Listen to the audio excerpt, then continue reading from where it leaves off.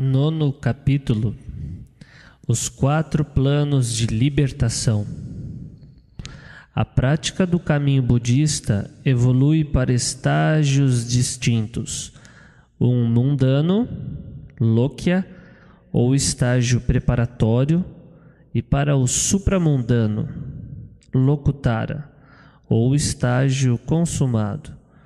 O caminho mundano é desenvolvido quando o discípulo adota o treinamento gradual da virtude, concentração e sabedoria, e alcança o seu ápice com a prática da meditação de insight, que aprofunda a experiência direta das 3 características da existência.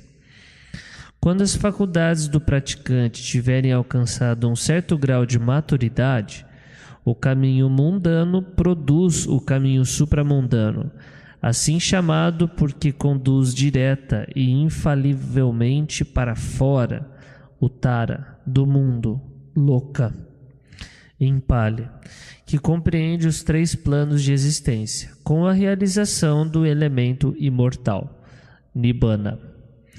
O progresso no caminho supramundano é marcado por 4 logros importantes, cada um dos quais conduz o discípulo através de 2 fases subordinadas, chamadas de caminho, Magga, e seu fruto, Phala.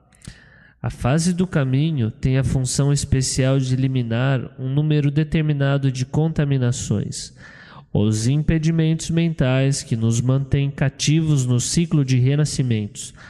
Quando o trabalho do caminho for completado, o discípulo alcança o seu fruto correspondente. O grau de libertação que pode ser obtido através daquele caminho em particular.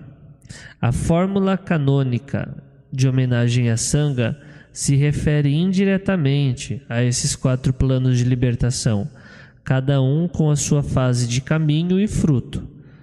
Quando exalta a comunidade dos nobres discípulos do abençoado, incluindo os 4 pares de pessoas, os 8 tipos de indivíduos, Madhyama Nikaya 7. Esses 4 pares são obtidos tomando para cada estágio aquele que entrou no caminho para a realização do fruto e aquele que já realizou o fruto. Nos suttas, o Buda destaca as características de cada estágio supramundano de 2 formas, mencionando as contaminações que são abandonadas em cada estágio e as consequências que essa realização traz ao progresso de renascimento. Veja, por exemplo, o Madhyama Nikaya 6, parágrafo do 11 ao 13 e o 19. E o Madhyama Nikaya 22, parágrafo 42 ao 45. Ele trata da eliminação das contaminações, classificando-as num grupo de 10, chamado os 10 grilhões, Samyojana, em Pali. O discípulo entra no primeiro caminho supramundano, quer seja como discípulo do Dhamma ou como discípulo pela fé. O primeiro é aquele em quem a sabedoria é a faculdade dominante. O último é aquele que progride através do ímpeto da fé. Este caminho, o caminho de entrar na correnteza, tem a tarefa de erradicar os 3 grilhões mais grosseiros. A ideia da existência de um eu, Sakaya Ditti, em Pali. A ideia da existência de um eu dentre os 5 agregados.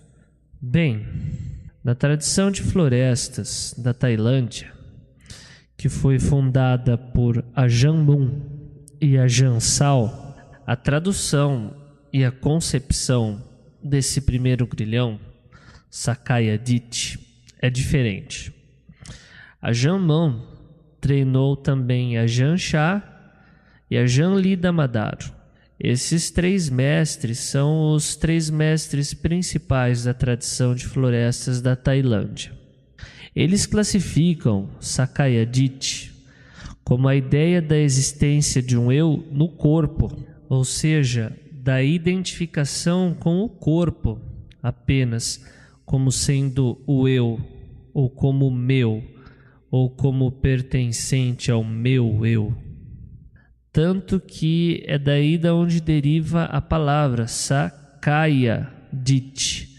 Ditti é entendimento, Sa seria não, ou o entendimento errado com relação ao corpo, ou seja, Kaya. Quando o discípulo aplica as 4 nobres verdades, essas 4 nobres verdades têm suas tarefas respectivas, como foi vista nos capítulos acima. A 4ª nobre verdade é a tarefa do desenvolvimento. O desenvolvimento da concentração e do insight, samatha e vipassana. Através do desenvolvimento de samatha e vipassana, a primeira nobre verdade é a tarefa da compreensão, ou parinya em Pali, é a compreensão do sofrimento. Porém, a compreensão do sofrimento é a compreensão dos 5 agregados, como impermanentes, insatisfatórios e não eu. Se o discípulo alcança a compreensão das 3 características em todos os 5 agregados, ele se desencanta e alcança o estado de Arahant. Porém, se ele apenas alcança o insight, ou seja, a completa compreensão de apenas o primeiro agregado, que seria o corpo, ele entra na correnteza. Bem, essa é uma explicação de Ajahn Mun, Ajahn Chah e Ajahn Lee Damodaro, que, aliás, faz bastante sentido por 2 aspectos. Primeiro, pela tradução desse grilhão, Sakaya Ditti, quanto que se o discípulo consegue ver anatta ou o não eu em todos os 5 agregados, todos os outros grilhões seriam erradicados. O grilhão do desejo sensual, que seria o 4º, o 10º, que é a ignorância, enfim.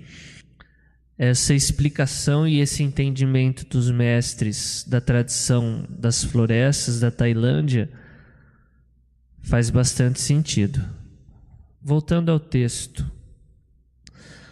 O 2º grilhão é a dúvida em relação ao Buda e aos seus ensinamentos, e o apego a preceitos rituais seria o 3º. Quer sejam ritualísticos ou ascéticos, na crença de que esses resultam em purificação. Quando o discípulo alcança o fruto desse caminho, ele se torna um dos que entrou na correnteza, Sotapanna, que entrou na correnteza do nobre caminho óctuplo, que irá conduzi-lo irreversivelmente a Nibbana. O Sotapanna está destinado a alcançar a libertação final em até no máximo 7 renascimentos, os quais ocorrerão no plano humano ou nos paraísos. O 2º caminho supramundano enfraquece as 3 raízes da cobiça, raiva e delusão, sem, no entanto, erradicá-las por completo. Ao realizar o fruto desse caminho, o discípulo se torna aquele que retorna uma vez, Sakadagami, que irá retornar a este mundo, isto é, o reino da esfera sensual, só mais uma vez, para então dar um fim ao sofrimento. O 3º caminho erradica os 2 grilhões do desejo sensual e da má vontade. Ele resulta no fruto daquele que não retorna, Anagami, que irá renascer através do nascimento espontâneo num dos reinos celestiais, chamados de moradas puras, e lá realizar o Parinibbana sem nunca mais retornar daquele mundo. O 4º e último caminho supramundano é o caminho do Arahant. Este caminho erradica os 5 últimos grilhões: desejo pelo renascimento no reino da matéria sutil, desejo pelo renascimento no reino imaterial, presunção, inquietação e ignorância. Ao realizar o fruto deste caminho, o praticante se torna um Arahant, completamente libertado, que aqui e agora entra e permanece na libertação da mente e libertação através da sabedoria, que são imaculadas com a destruição das impurezas. O Arahant será discutido na sessão seguinte. Os comentários, que é uma Madhyama Nikaya Atthakatha e uma Madhyama Nikaya Tika, que frequentemente aparecem nas notas de cada sutta, desenvolvem uma interpretação dos caminhos e frutos baseada na sistematização dos ensinamentos do Buda, conhecida como Abhidhamma. Recorrendo à descrição do Abhidhamma, que descreve a mente como uma sequência de atos de consciência momentâneos discretos, chamados citas. Os comentários entendem que cada caminho supramundano é um momento de consciência único que surge no auge de uma série de insights do Dhamma.